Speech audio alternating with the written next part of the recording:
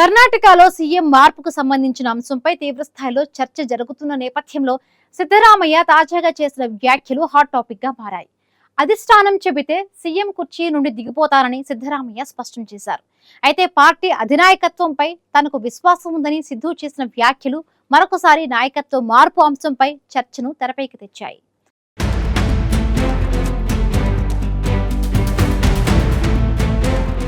కర్ణాటకలో నాయకత్వ మార్పుకు సంబంధించిన అంశంపై గత కొంతకాలంగా జరుగుతున్న చర్చ అంతా ఇంత కాదు. నాయకత్వ మార్పుపై కాంగ్రెస్ నేతలు పలు వర్గాలుగా విడిపోయి ఎవరి అభిప్రాయాలను వారు వ్యక్తం చేస్తున్నారు. ఇక ఉగాది తర్వాత నాయకత్వ మార్పు జరుగుతుందని కొనసాగుతున్న ప్రచారంపై సీఎం సిద్ధరామయ్య స్పందించారు.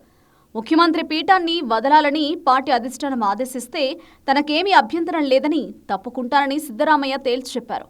కర్ణాటకలో ఎక్కువసార్లు బడ్జెట్ ప్రవేశపెట్టానన్న సంతృప్తి ఉందని పేర్కొన్న సిద్ధరామయ్య పార్టీ అధినాయకత్వం అవకాశం కల్పిస్తే మరో 2 సార్లు ప్రవేశపెడతానని స్పష్టం చేశారు. అధిష్టానం నిర్ణయానికి తాను అన్ని సమయాల్లోనూ కట్టుబడి ఉన్నానని తెలిపిన సిద్ధు పార్టీ అధినాయకత్వంపై విశ్వాసం ఉంది అని పేర్కొన్నారు.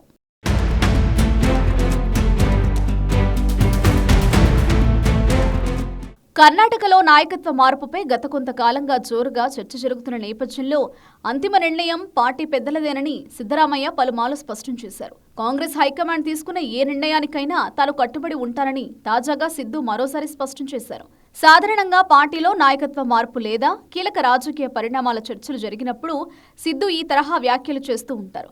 డిప్యూటీ సీఎం డీకే శివకుమార్ తన మధ్య ఎటువంటి గందరగోళం లేదని, తామిద్దరం అధిష్టానం సమక్షంలోనే అన్ని విషయాలు చర్చించుకుందామని సిద్ధరామయ్య ఇప్పటికే తెలిపారు. ప్రజల ఆశీస్సులు ఉన్నంతకాలం, అధిష్టానం కోరుకున్నంతకాలం తాను ముఖ్యమంత్రిగా కొనసాగుతానని సిద్ధు ఇటీవల జరిగిన ఒక కార్యక్రమంలో పేర్కొన్నారు. మరోవైపు సీఎం పదవిని ఆశిస్తున్న డీకే శివకుమార్ సైతం పార్టీ అధిష్టానం నిర్ణయాన్ని తాము పాటిస్తామని చెబుతున్నారు.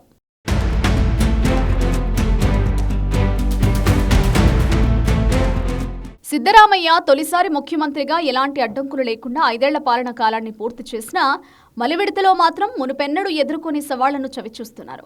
అటు పాలనాపరంగా, ఇటు రాజకీయ పరంగా సిద్ధరామయ్యకు రాజకీయ చివరి మజిలీ క్లిష్టంగా ముగించే పరిస్థితి ఎదురవుతోంది. సిద్ధరామయ్య కుటుంబంపై ముడా కుంభకోణం ఆరోపణలు రావడం అప్పట్లో తీవ్ర దుమారం రేపింది. సీఎం సిద్ధరామయ్య తన పదవికి రాజీనామా చేయాలని విపక్షాలు పట్టుబడ్డాయి. కానీ విపక్షాల ఆరోపణలను సిద్ధు సమర్థవంతంగా తిప్పికొట్టారు. ఇక కర్ణాటకలో గతేడాది నవంబర్లోనే నాయకత్వ మార్పు జరుగుతుందని చర్చ జరిగినా వాస్తవ రూపంలో అది సాధ్యం కాలేదు. కానీ గత కొన్ని రోజులుగా కర్ణాటకలో నాయకత్వ మార్పుకు సంబంధించిన అంశం తీవ్ర స్థాయికి చేరింది.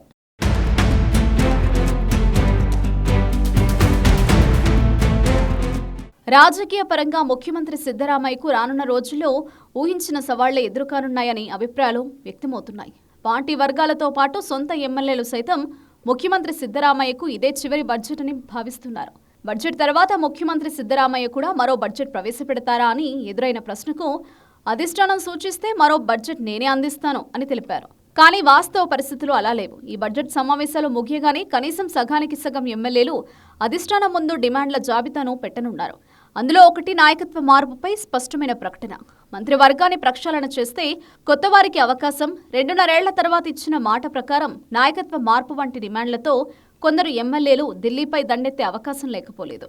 ఇక తాజాగా సిద్ధరామయ్య వ్యాఖ్యలు, ప్రస్తుత పరిణామాలను బట్టి చూస్తే నాయకత్వ మార్పుపై అధిష్టానం ఏదో ఒకటి తేల్చడం ఖాయమనే అభిప్రాయాలు వ్యక్తమవుతున్నాయి.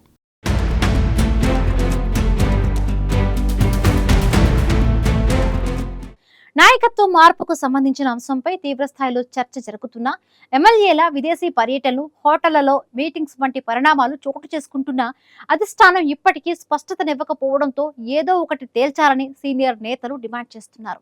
ఇక తాజాగా అధిష్టానం చెబితే తాను సీఎం కుర్చీ నుండి దిగిపోతానని సిద్ధరామయ్య చేసిన వ్యాఖ్యలు రాజకీయ వర్గాల్లో చర్చనీయాంశంగా మారాయి.